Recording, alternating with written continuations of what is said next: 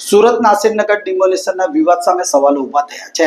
ત્યારે ડિમોલિશન કોણે કર્યું તે મામલે કોંગ્રેસ નેતાએ અનેક આરોપ મૂકી મીડિયા સામે નિવેદન કર્યું હતું। સુરત નાસિરનગર ડિમોલિશન કોણે કર્યું તે અંગે વિવાદ ગજવા પામ્યો છે। જ્યારે ખાનગી બિલ્ડરની જગ્યામાં જવા માટે રસ્તો કરી આપવા ખેલ ખેલાયો હોવાનો કોંગ્રેસ નેતાએ આરોપ કર્યો છે। પૂર્વ કોર્પોરેટર અરશદ જરીવાલાએ જણાવ્યું હતું કે કોઈ પણ નોટિસ આપ્યા વગર ડિમોલિશન કરવામાં આવ્યું છે।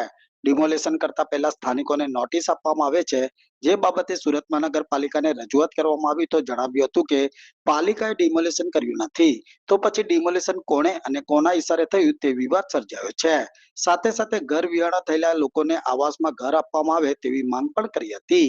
ખાનગી બિલ્ડરના પ્રોજેક્ટની બહાર નડતરરૂપ ઝૂંપડાઓને તાત્કાલિક દૂર કરવા માટે મોટા પાયે ડિમોલિશન શનિવારના રોજ કરવામાં આવ્યું હોવાનો આરોપ સાથે પાલિકામાં રજૂઆત કરવા ગયા ત્યારે સેન્ટ્રલ ઝોનના જવાબદારોએ અમે કામગીરી કરી નહીં હોવાની વાત કરીને હાથ ઊંચા કરી દીધા હતા। જેથી સ્થાનિકો સાથે રજૂઆતમાં જોડાયેલા કોંગ્રેસના આગેવાનો પણ ચોંકી ઉઠ્યા હતા। આ કારણસર સ્થાનિક લોકોએ ડિમોલિશન કરનારાઓ સામે પોલીસ ફરિયાદ કરવાનો નિર્ણય કર્યો છે।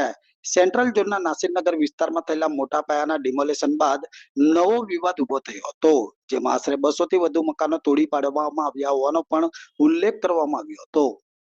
Arshad Jariwala, ward number 12, corporator. 30 તારીખ શનિવારથી લઈને 1 તારીખ સુધી એક જંગલ રાજ જેવું વાતાવરણ આ નાસિરનગર જેવા વિસ્તાર જે સુરત શહેરમાં છે પણ લાગતું હતું કે જંગલ રાજની જેમ સુરત મહાનગરપાલિકાના અધિકારીઓ ભૂરા કપડાં પહેરીને અને સોપારી લઈને આ નાસિરનગરને ખાલી કરાવવા નીકળેલા હતા। પ્રથમ દિવસે જ્યારે મેં એમની મુલાકાત લીધી અને જવાબદાર અધિકારીઓને મળ્યો 1:30 વાગે, તો જીવન જે જેડો છે રામજીભાઈ એમને ફોન કર્યો કે ભાઈ તમારી પાસે કોઈ લેટર્સ છે આ વસ્તીવાળાને બહાર કાઢવાનો કે આ ડિમોલાઇઝ કરવાનો? તો એ લોકોએ કીધું અરશદભાઈ હું જમવા આવ્યો છું, અડધો કલાક પછી આવું છું।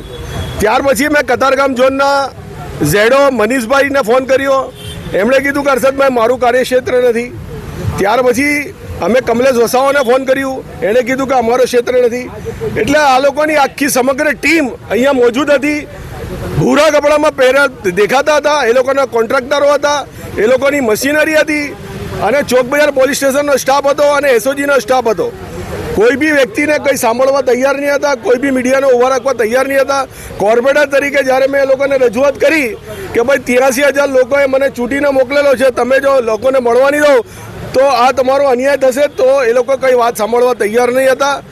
ત્યાર પછી બીજા દિવસે અમારી કોંગ્રેસની ટીમ શહેર પ્રમુખ સાથે અહીં આવ્યા, લોકોને આશ્વાસન આપ્યું, ત્યારે અમને બી ધરપકડ કરવાની અને વિવિધ કલમો લગાડવાની વાત કરતા હતા।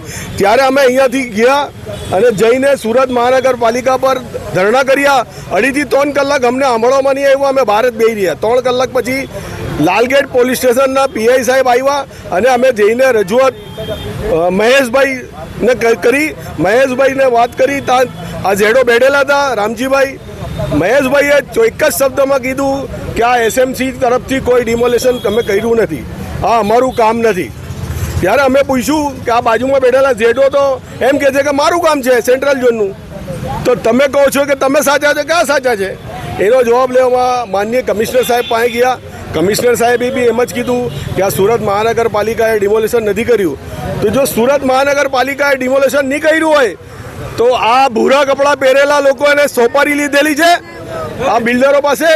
અને એના પછી અમે ત્યાંથી ચોક બજાર પોલીસ સ્ટેશન ગયા અને પીઆઈ સાહેબને કીધું કે ભાઈ તમને કોઈ ઓર્ડર્સ મળેલા છે આ એસએમસીના અધિકારીઓને પ્રોટેક્ટ કરવાનું? ત્યારે એમણે કલ્લા તલ્લા કર્યા અને કોઈ ડોક્યુમેન્ટ બતાવી નહીં શક્યા। એ જ રીતે અમે ગેહલોત સાહેબ પાસે પહોંચ્યા અને એમને બી રજૂઆત કરવાની પ્રયત્ન કર્યા, ત્યાં હાજર નહીં હતા। મીણા સાહેબ અમને મળ્યા, એમને અમે રજૂઆત કરી કે ભાઈ કોઈ લેટર આપે એલોટ કર્યો છે આ એસએમસીના અધિકારીઓને આ વસ્તીને જમીન વિહોણા કરવા માટે, એ લોકોએ કોઈ જવાબ આપ્યો નથી અને અત્યાર સુધી કંઈ ખબર નથી પડતી કે આ કયા ગુંડાઓ ડિમોલાઇઝ કરી ગયા। એક વસ્તુ ખબર પડી કે જ્યારે મલબો ઉચકતા હતા ત્યારે મેં રામજીભાઈને ફોન કર્યો કે સાહેબ તમે તો ના પડતા હતા કે અમે અમારો રોલ નથી, તો કે અરશદભાઈ ચોમાસાનો સમય છે, અમને રોડા મળતા નથી। ઝેડો કે છે સુરત મહાનગરપાલિકાનો કે ચોમાસાનો સમય છે, અમને રોડા મળતા નથી, એટલે થોડા રોડા ઉચકવા દો। મેં કીધું સાહેબ તમે તો ના પડતા હતા કે અમારી ટીમ નથી, પછી કેવી રીતે સેન્ટ્રલ ઝોન પહોંચી ગયું? એટલે બિલકુલ બે નીતિ છે એ લોકોની, એ લોકોનો રોલ છે. એના પછી બીજા દિવસે ગભરાઈ ગયા અને એ જ સેન્ટ્રલ ઝોનની ટીમ અહીંયા સર્વે કરવા આવી. જ્યારે એ લોકોએ ડિમોલિશન નહીં કર્યું હોય તો પછી સર્વે કરવાની શું જરૂર પડે? એટલે ખબર પડી જાય છે કે આ ડિમોલેશન આ સુરત મહાનગરપાલિકાએ કર્યું છે પણ ઇલીગલ તરીકે કર્યું છે.